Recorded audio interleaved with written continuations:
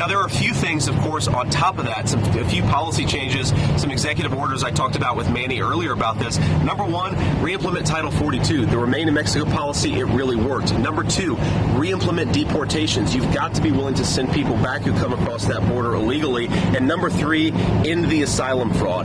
The basic problem, or one of the most fundamental problems, I should say, with our immigration system is Kamala Harris lets people come into this country, claim asylum, and then disappear for 10 or 12 years awaiting a court date. You've got to say, wait in Mexico while we adjudicate your asylum claim. You don't get to come into this country, collect free health care benefits and free housing on American taxpayers' dime, which is what they're doing thanks to Kamala Harris's policies. Anybody else who hasn't asked a question yet? Okay, we'll do one more for the New York Times since the giant Hornet thing attacked him. Thank you so much. As a follow-up on the Tucker Carlson question, you mentioned that we should push back on bad ideas and freedom of speech.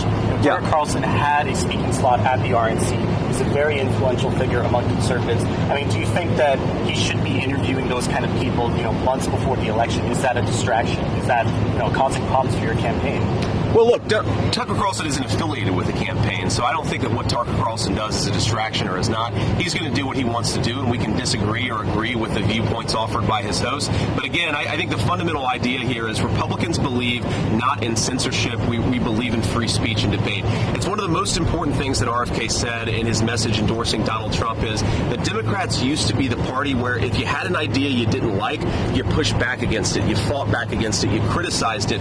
This whole idea that has taken hold in the far left of this country, that if you see a bad idea, the way to solve it is to censor it, I think is ridiculous. Kamala Harris is the candidate of censorship. She's the candidate of using big tech to silence Americans. She's the candidate of shutting Americans up.